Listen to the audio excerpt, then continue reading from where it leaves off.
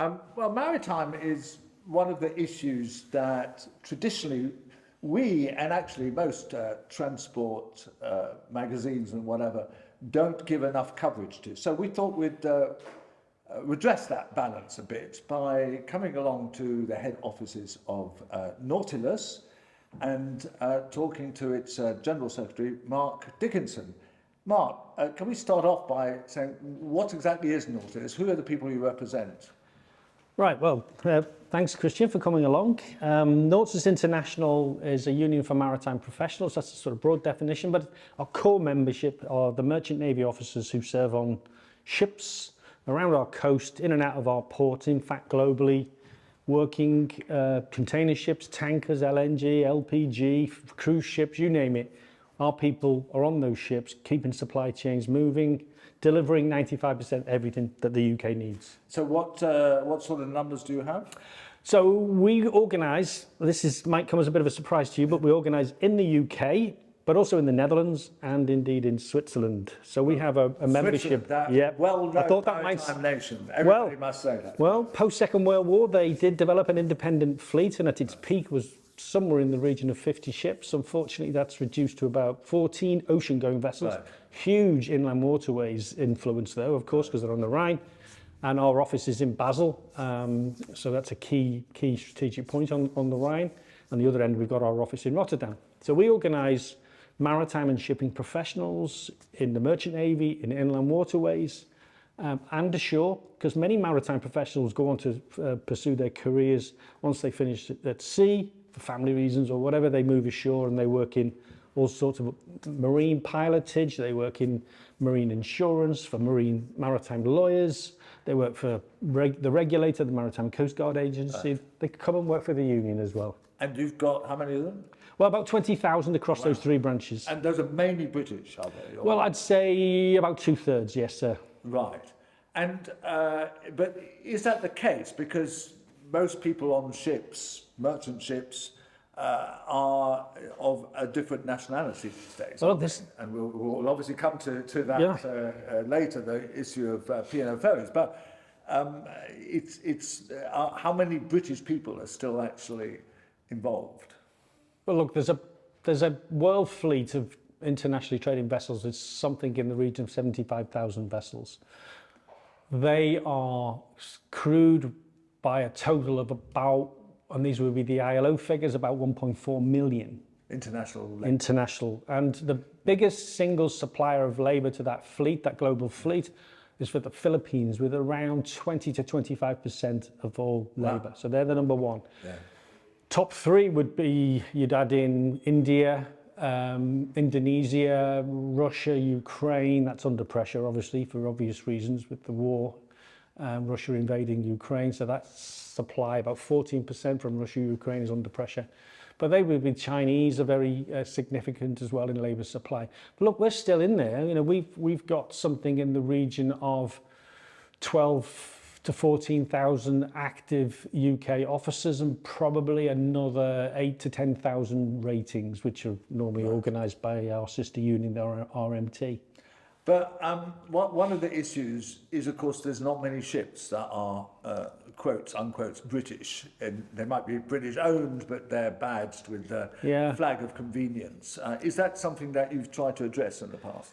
Well, it's a constant thing for us. It certainly features in our current ask in our manifesto that we've recently launched.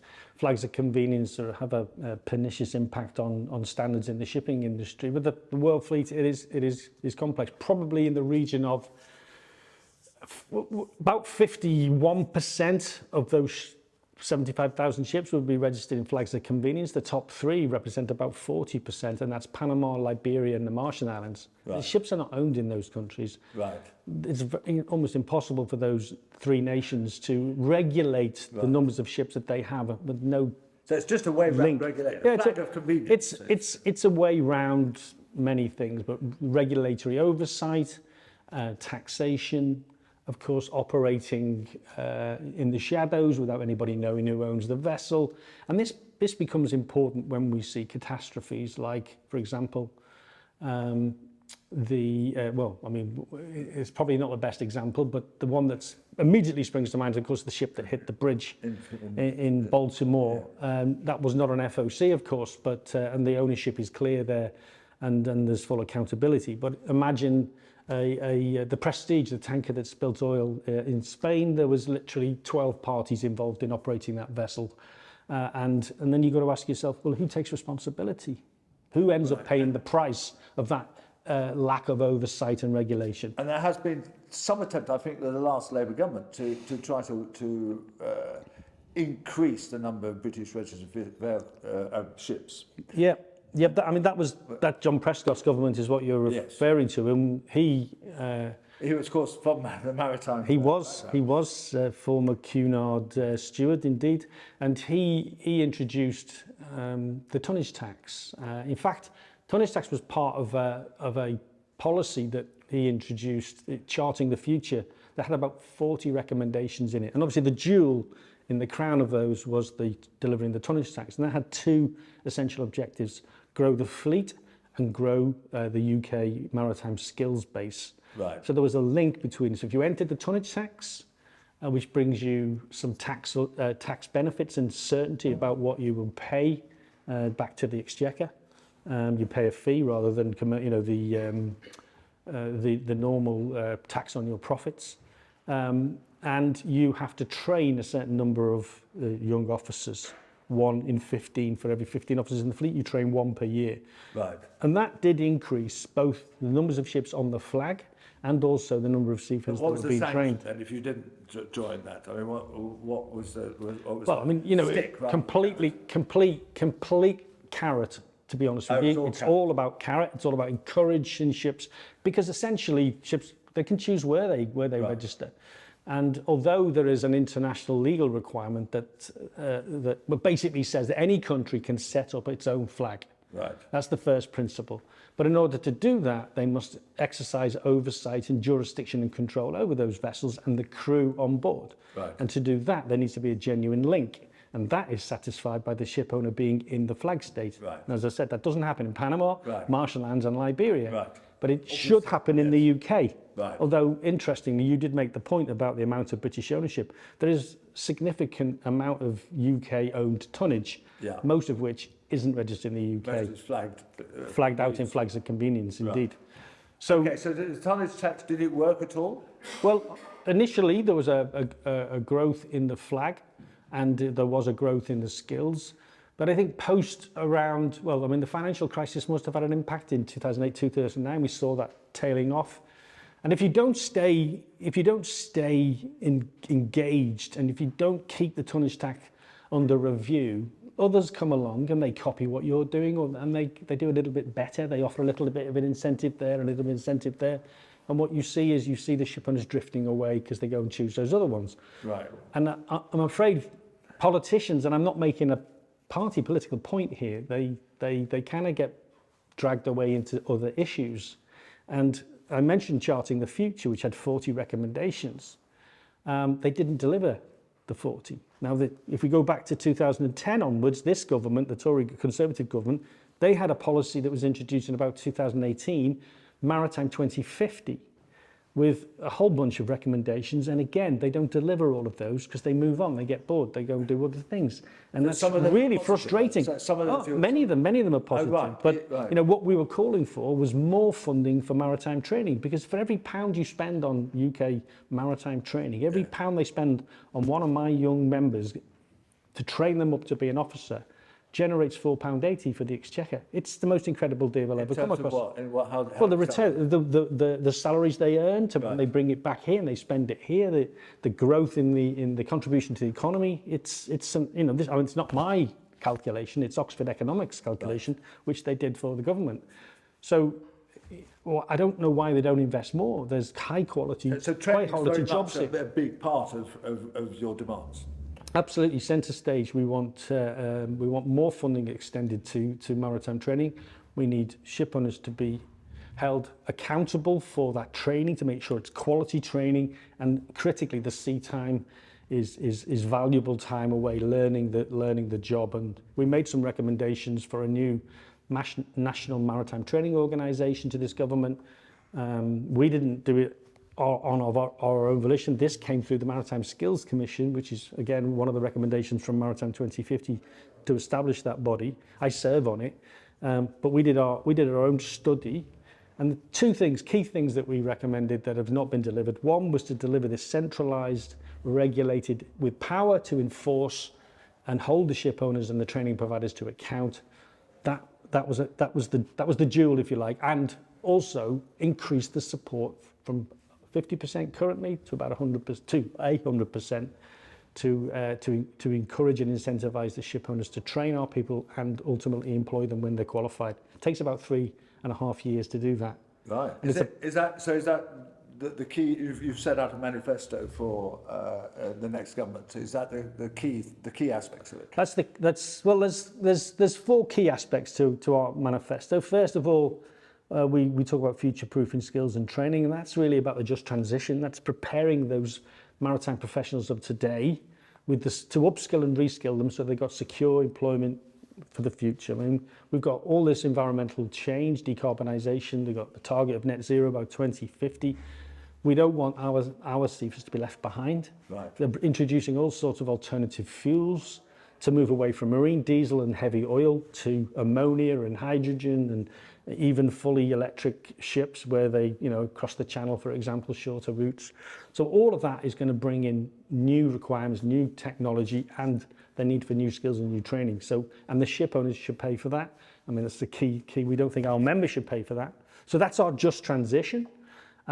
We want full employment protection. So that really leans into the experience of P&O Ferries that you mentioned. We'll come to that. And I'm sure you'll want to explore that with me a bit later. But there's a whole area of measures that we need, ending fire and rehire and that sort of thing. We want to create a stronger UK shipping industry domestically and internationally. So we want the government to look at the prospects of cabotage. That would be restricting trade UK coastwise, UK port, to grow a domestic industry, encourage the UK flag, require attach conditions to procurement, for example. So in other words, you wouldn't allow a foreign vessel to go from Newcastle to London or something like that? Yeah, something like that, exactly. Right. Yeah, that's a very good way of describing it. Okay. I mean, there's various ways in which that cabotage could be introduced. It's very common globally. I mean, perhaps the best example is the USA. They have the Jones Act, which regulates all coastwise traffic in the great in the United market States. Economy is very good at kind of absolutely looking out for their own. I mean, there's 650,000 maritime jobs directly in Jones Act trades. Really? We'd like a bit of that. So that's something we think that the government should commit. A future government should commit to securing. And there's also that international outreach and making sure that we tackle flags of convenience, because if we don't do that, it's constantly chopping the legs off everybody and driving standards down. Yeah, but we've heard that for years. People said, but Liberia and Panama, they shouldn't be allowed to do this. And when you do get a major catastrophe around those flags of convenience, there's always outrage, but no action. Yeah, well, I mean, that's fair. That's a fair comment. I mean, this building that we sit in now is owned. It's the head office of the International Transport Workers Federation. They've been fighting flags of convenience for 75 years. Right. And they will not give up, and we wouldn't let them. It's an absolute fundamental thing. Let me ask from a naive point of view. If you're running ships worldwide, and I can understand then, if you've got ships coming in from Japan or America, whatever, it's quite difficult to regulate that in terms of making sure they were flagged appropriately or whatever. But within Europe, or even within the UK, say between Belfast and Scotland, can't you then ensure that those are flagged appropriately and that those are then subject to much greater regulation? Well, you can, but historically the UK has always been sort of open coast. That's always been their sort of philosophy. Open coast. Anybody can come here. Everybody can trade. There are essentially no limits. And then, I mean, we do have a system globally. Although it's not a global system, it's a network of regional systems of port state control. Right. And I have to say that port state control, like that undertaken by the Maritime and Coast Guard Agency here in this country, is very effective at implementing the international standards or the local standards that apply in those circumstances. But the very fact that we have port state control is a consequence of the failure of flag state control. So the flag states don't pay for port state control. Right. The port states pay for that. Right. Flag states are free to trade around the world, doing what they want, Right. not held to account under the United Nations Convention on the Law of the Sea for effective oversight and control of their vessels, ensuring there's a genuine link. And the port state has to pick up the pieces and mop it all up when there's a pollution incident or there's a problem in delay the ships or whatever. But coming back to your point, of course, that's essentially what cabotage is about. And I was about to make the point that there's an organisation called Seafarers' Rights International. They did a 2018. They're currently working on an update, but the 2018 report on cabotage revealed, quite surprisingly to me at least, that the majority of countries have cabotage in one form or another. So if you don't have cabotage, if you're open coast, Yes. you're a bit of an outlier. Right. But we're open coast. We don't have any regulations about that. Well, we do in a sense, and this is just the way things have developed. It's come back to P&O ferries, if I may, for a second on this point, because one of the consequences of P&O ferries' actions is the government has said, well, we will extend the national minimum wage, and we will bring in albeit a voluntary welfare charter, and we will require any vessel that comes into a port in the UK more than 120 times per annum, and they will be covered by that legislation, the national minimum wage, regardless of flag or nationality of crew, and they will be encouraged to sign the welfare charter. And the French government did the same. Now, this was reported on upon at the time. The French legislation is due to come into force in July. Right. The UK legislation, of course, is now forestalled because of the general election. But the hope is, the expectation would be, whoever gets in is going to pick that up. If it's a Conservative government, seems unlikely in the current polling, but if it is a Conservative government, then we'll be on them quickly to make sure that they pick up where they left off. Right.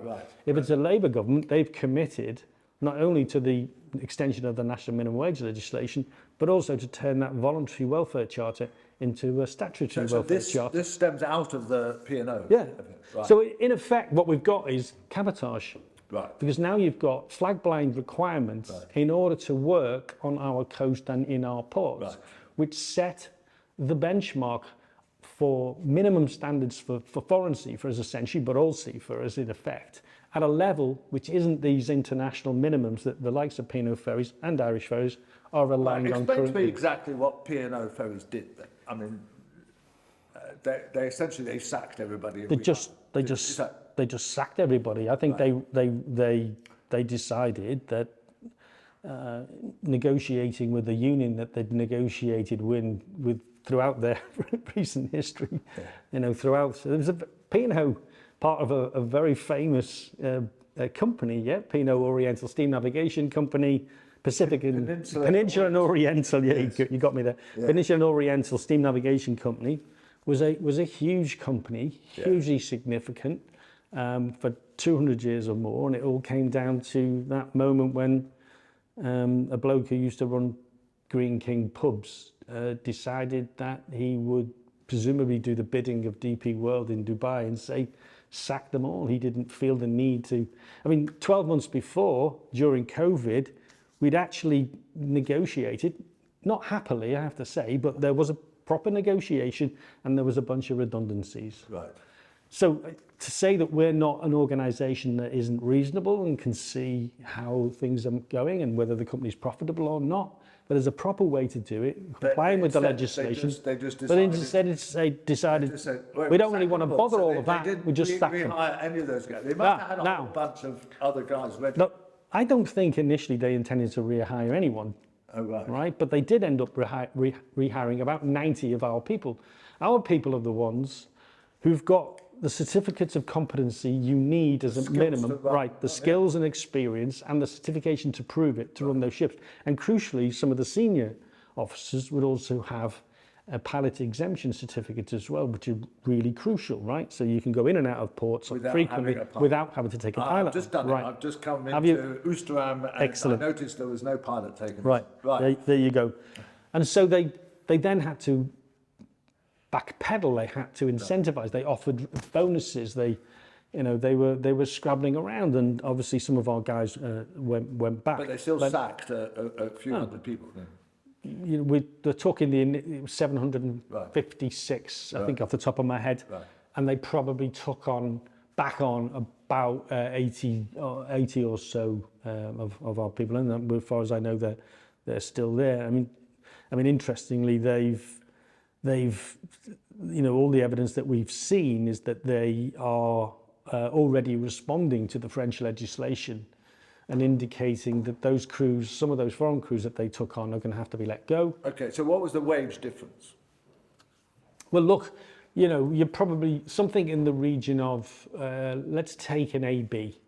That's our standard benchmark when we look at wages. An AB, an able seafarer, yeah. So a senior rating, highly skilled and highly experienced in what they do, and really crucial part of the team. You're probably looking at a Brit earning certainly north of £30,000 a year. Right. They're working on the short sea. They might be working 1 week on, 1 week off. It could be 2 weeks on, 2 weeks off. If it was, depends which company and which route. And instead, they're taking people on. And look, these figures are in public record. Right. He's admitted this. Yes. £5.20. It turns out it was £4.70 an hour. Yes, they're selecting. And they're working 12 hours a day, and they're doing 17-week rosters. Which 17 weeks solid? 17 weeks solid without a day off. They can't come ashore because they don't have visas or work permits to come ashore. They're stuck on the vessel, and they're doing 17 weeks. Now that's what this represented, and it is significant that those vessels were flag of convenience. P&O Ferries has operated Bahamian and Bermudan vessels for quite some time, and they've argued that those vessels were too old and too problematic to come onto the UK flag because of the different standards. But the vessels on the short sea were flagged out. That's not entirely ahead of Brexit. It's not entirely. No, us who might use the Channel Ferries, I must say, yes. The port state control is there to make sure that they're okay. So let's be, let me try and be as balanced as I possibly can. It's sometimes very difficult because I get so involved and so engaged in it. I remember going for a walk in Dover, above Dover, and seeing that they were docked for a while, weren't they? Well, they were, yes, because it's not just about the fire extinguishers and the deck fittings and the steel and the ships and the lights and checking all of that's okay, because what changed from one day to the other in that respect? Nothing.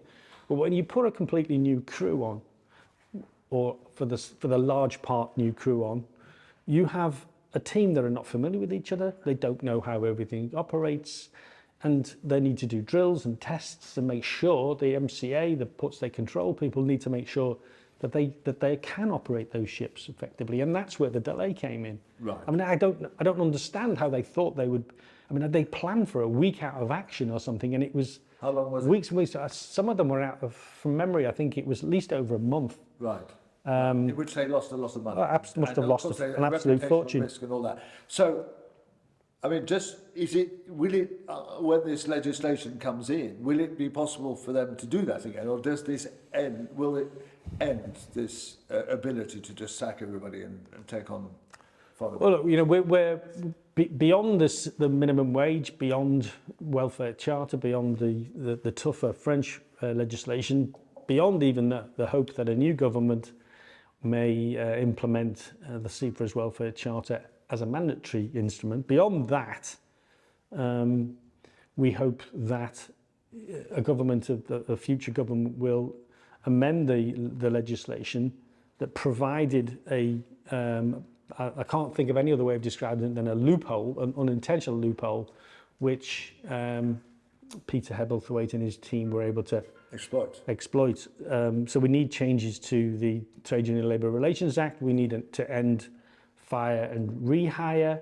And those are part of, at least in the case of Labour, part of their fair deal But for if the working French people. side do that, that would be enough, wouldn't it, for these channel ferries? Anyway. Well, at least for the short sea. Of Yes. course, there are worries, and this is again part of our manifesto ask, that we need the government, a future government, to look at the French example, how the UK and the French were able to work together and coordinate and cooperate to close down and regulate that route to ensure that there won't be any social dumping. Right. And we need our Dutch and Belgium, Danish, we need the Irish in particular as well to look at that as well. So the government could, we were worried and we had heard that companies like Irish Ferries and P&O Ferries would lodge challenges in Europe against what the French and, well, to lesser extent what the British have done now that we're outside the EU. We won't be held to account by the EU.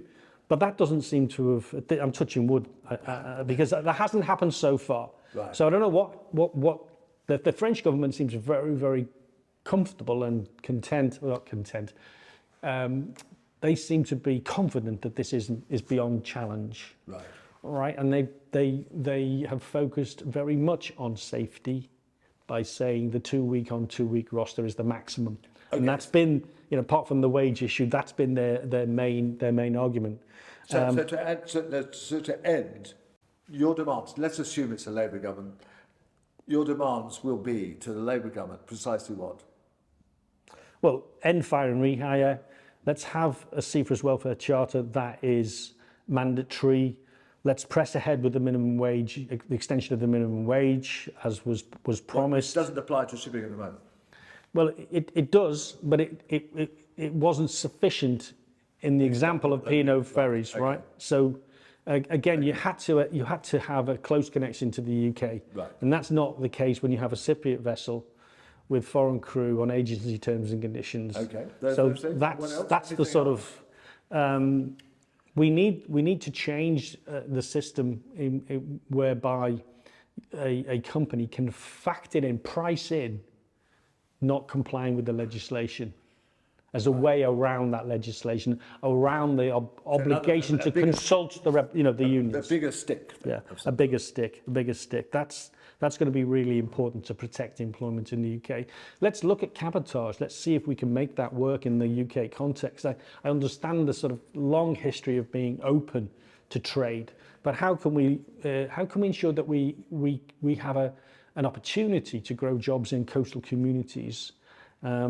The leader debate today is in Cleethorpes, Great Yarmouth, and Grimsby. These are communities that were completely left behind by globalisation and free movement in Europe. And we need to look at those communities and say, how can we bring good quality jobs? Well, look, there's a massive boom in offshore renewables. All around that coast, wind farms springing up. There are jobs, but there should be more jobs for those installing and maintaining those fields going forward. As fishing shrinks, as the oil and gas industry transits to offshore renewables, there has to be a just transition for those workers, for the fishing industry to grow as well. And I don't understand why this is even remotely contentious, but in some quarters it is. We've got to be open, we've got to allow everybody to come in and do what they like, and if we set these arbitrary limits, we will disincentivize investment. Well, that's not happening in Denmark, it's not happening in Norway, it's not even happening in the United States, where they've said on their coast, offshore renewables, it's got to be American jobs, good unionized American jobs. We're just saying, hey, if it's good enough for them, why can't it be good enough for them? These players, these international players, they will, in Denmark, Ørsted works closely with the unions and develops and invests in offshore wind. And when they come anywhere else, why shouldn't they do the same when they do in America or Australia or here? That's all we're asking for, the same opportunity for good quality jobs and to invest in those coastal communities. If we're going to level up, that seems an opportunity it's staring us right in the face, and that's what we want a piece of. That's a great place to end on. Thank you very much.